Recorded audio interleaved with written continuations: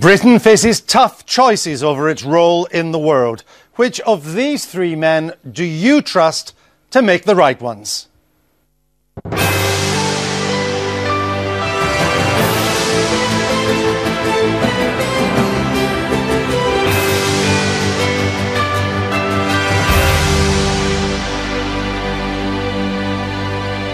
Hello and welcome to the first of 9 live daily politics election debates. I'm Andrew Neil.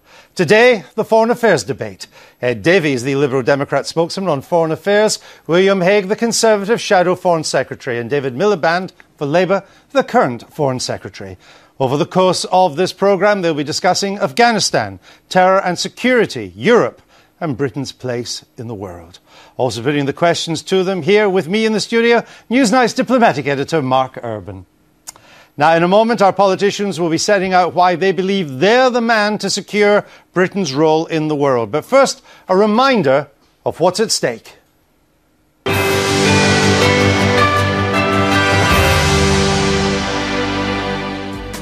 As much as in any other department, the shadow of the financial crisis looms large over the defence budget. The National Audit Office says that there will be a shortfall of £6 billion in defence by 2020.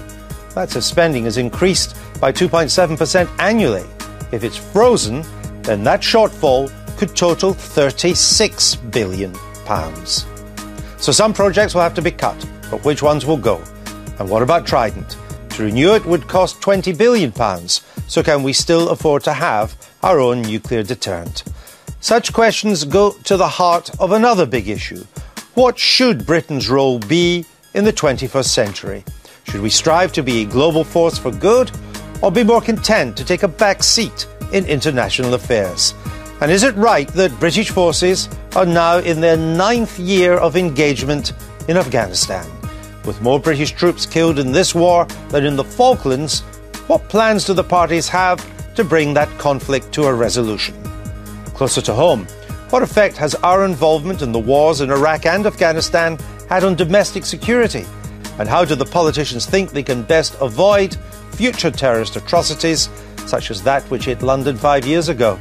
In the next 45 minutes, you decide which of the parties has the best foreign policy. Well, just before we came on air, our politicians drew lots to decide the order in which they would make their pitches. Davey won or lost, depending on your point of view. He'll be the first to set out his party's policies in 45 seconds. Davey, please take your position. We should be proud of Britain, but our international reputation has been damaged by the two old parties who backed the disastrous Iraq war. The most important job of government is to defend Britain. But we can't do that if we ignore the way the world is changing or compromise on our basic values. Liberal Democrats want a fresh start for foreign policy. We will work with our allies to ensure that we are stronger together against threats like international terrorism and crime. We will never allow this country to be dragged into disastrous war like Iraq again. And we will hold an inquiry into the allegations of British complicity in torture. The Liberal Democrats will restore Britain's leadership in Europe and our moral authority in the world. Davey, I see you made no mention of the single European currency. Is it still your party's policy to scrap the pound and join the euro? With Britain's economy in such a mess, with our deficit and with sterling so weak, there's no way that we could contemplate joining the single currency in the next few years. But we would never say never to joining the single currency. And what we've said is if we were to decide that was the best thing for Britain in our national interests, we would let the people decide in a referendum. Davey, thank you very much. Our next speaker today is the Conservative Shadow Foreign Secretary, William Hague.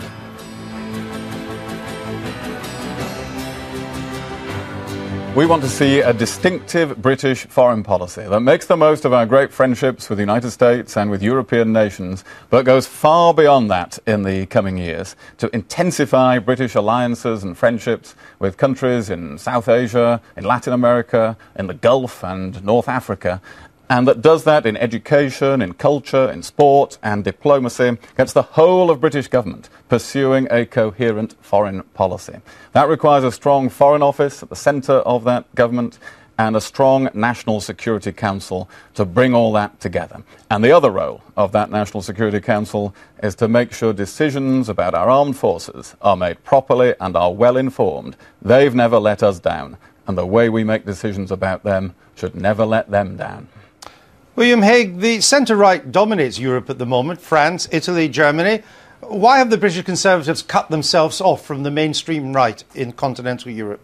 We haven't cut ourselves off from the mainstream right. We have excellent relations with them. David Cameron just had a great meeting with President Sarkozy last month. I've just been to Berlin a few weeks ago. Angela Merkel actually invited David Cameron to visit Berlin during this election campaign. But they're not your allies in the middle of an Parliament. election. Well, our allies do include people like the party of the late, tragically, the late President of Poland, whose funeral was yesterday, attacked sometimes for being extreme, but actually we've seen after his death that people recognise that he played a role in the peaceful end of communism. That's the sort of party that we've been allied to in the European Parliament. All right, William Hague, thank you. Thank you. And our third speaker in this debate is the Foreign Secretary for Labour, David Milliband.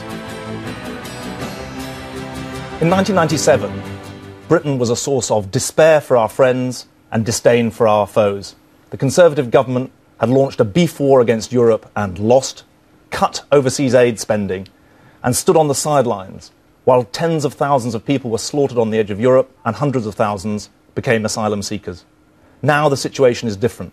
Britain is a leader around the world, a leader on the big issues that will dominate the next parliament, making sure there's a global economic recovery, tackling poverty and addressing climate change, and also on the biggest issues, the issues of life and death. Our troops are fighting in Afghanistan to keep us safe.